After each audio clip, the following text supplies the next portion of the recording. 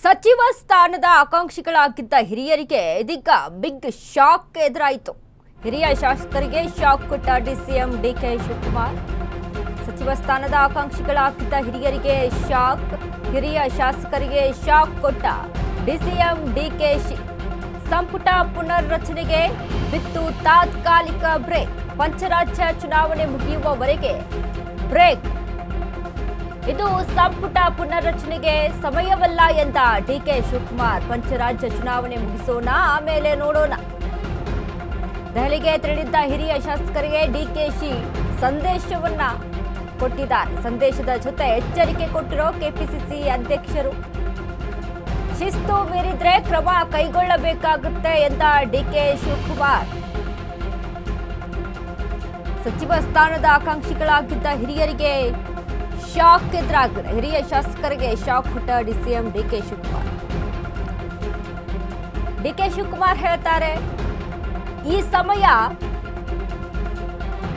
ಸಚಿವ ಸಂಪುಟ ಪುನರ್ರಚನೆಗೆ ಇದು ಒಳಿತಲ್ಲ, ಈ ಸಮಯ ಅಲ್ಲ. ಯಾಕಂದ್ರೆ ಪಂಚರಾಜ್ಯ ಚುನಾವಣೆ ಇದೆ.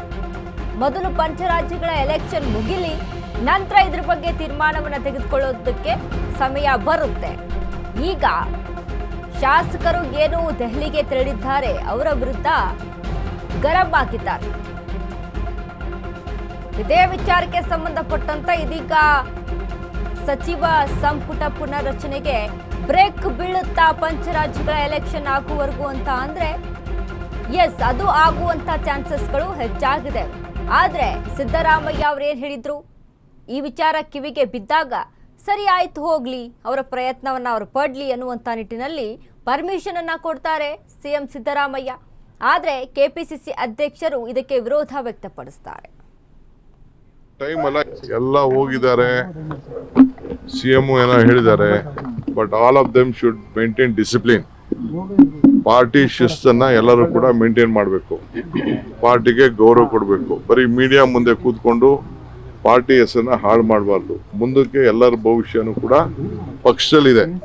ಸೊ ನಾನು ಎಲ್ಲರಿಗೂ ಅಪೀಲ್ ಮಾಡ್ತೀನಿ, ಆಲ್ ಮೈ MLAs, ಆಯ್ತು ಪಕ್ಷದ ವರಿಷ್ಠರು ಭೇಟಿ ಮಾಡೋದು ತಪ್ಪೇನಿಲ್ಲ, ಬಟ್ ಅನ್ನೆಸೆಸರಿ ಏನೇನೋ ಸ್ಟೇಟ್ಮೆಂಟ್ ಮಾಡೋದಾದ್ರೆ ವಿಲ್ ಹ್ಯಾವ್ ಟು ಆಕ್ಟ್. ನನ್ನ ಹತ್ರ ಕೆಲವರು ಬಂದು ಮಾತಾಡಿದ್ದಾರೆ, ಕೇಳಿದ್ದಾರೆ. ನಾನು ಆಯ್ತಪ್ಪ, ನಿಮ್ಮ ಹೋಗಿ ಕೇಳೋದ್ರಲ್ಲಿ ನೀವೆಲ್ಲ ಮಂತ್ರಿಗಳಾಗಬಾರ್ದು ಅನ್ನೋದೇನಿಲ್ಲ. ಫಸ್ಟ್ ಟೈಮ್ ಅವರು ಆಗಬಾರ್ದು ಅಂತೇನಿಲ್ಲ, ಫಸ್ಟ್ ಟೈಮ್ ಅವರು ಆಗಬೇಕು, ಸೆಕೆಂಡ್ ಟೈಮ್ ಅವರು ಆಗಬೇಕು. ಹಿಂದೆ ಎಲ್ಲ ನಡೆದಿದೆ, ಸೊ ಏನಿಲ್ಲ ಅಂತ ಹೇಳಿದ್ವಿ. ಬಟ್ ಈಗ ಟೈಮ್ ಅಲ್ಲ, ಈಗ ಟೈಮ್ ಅಲ್ಲ. ಈಗ ಎಲೆಕ್ಷನ್ ಇನ್ನ ನಡೀತಾ ಇದೆ, ತಮಿಳ್ನಾಡು ಎಲೆಕ್ಷನ್. ಕೆಲವೆಲ್ಲ ಕಳ್ಸಿಕೊಟ್ಟಿದ್ವಿ, ತಮಿಳ್ನಾಡಿಗೆ ಕಳ್ಸಿದೀವಿ. ಫಸ್ಟ್ ಎಲೆಕ್ಷನ್ ಮಾಡೋಣ. ಎಲ್ಲ ಹೋಗಿದ್ದಾರೆ. ಪಂಚರಾಜ್ಯಗಳ ಎಲೆಕ್ಷನ್ ಇದೆ, ಮೊದಲು ಎಲೆಕ್ಷನ್ ಮಾಡೋಣ, ಆಮೇಲೆ ಇದ್ರ ಬಗ್ಗೆ ಡಿಸೈಡ್ ಮಾಡೋಣ ಅನ್ನುವಂಥ ನಿಟ್ಟಿನಲ್ಲಿ ಕೆಪಿಸಿಸಿ ಅಧ್ಯಕ್ಷರ ಮಾತಿದು. ಬಟ್ ಈಗಾಗಲೇ ಹಿರಿಯ ಶಾಸಕರು ಪಟ್ಟಿಳಿದಿದ್ದಾರೆ. ದೆಹಲಿಗೆ ಪ್ರಯಾಣವನ್ನು ಸಹಿತ ಬೆಳೆಸಿದ್ದಾರೆ. ಮಲ್ಲಿಕಾರ್ಜುನ್ ಖರ್ಗೆ, ರಾಹುಲ್ ಗಾಂಧಿ, ಸುರ್ಜೇವಾಲಾ ಅವರ ಜೊತೆ ಮಾತುಕತೆಯನ್ನು ನಡೆಸೋದಕ್ಕೆ ಅಂತ ಮುನ್ನುಗ್ಗಿದ್ದಾರೆ.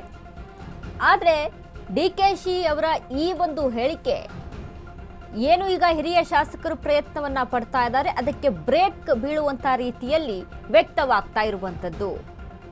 ಹಾಗಾಗಿ ಸದ್ಯಕ್ಕೆ ಮಾತ್ರ ಪಂಚರಾಜ್ಯಗಳ ಚುನಾವಣೆಯ ಬಳಿಕ ಇದ್ರ ಬಗ್ಗೆ ತೀರ್ಮಾನಗಳನ್ನು ತೆಗೆದುಕೊಳ್ಳುವಂತ ಚಾನ್ಸಸ್ಗಳು ಹೆಚ್ಚಾಗಿ ಇದ್ದಾವೆ. ಆದರೆ ಸಿದ್ದರಾಮಯ್ಯ ಅವರು ಇದ್ರ ಬಗ್ಗೆ ಯಾವುದೇ ಮಾತನ್ನ ಹೇಳಿಲ್ಲ.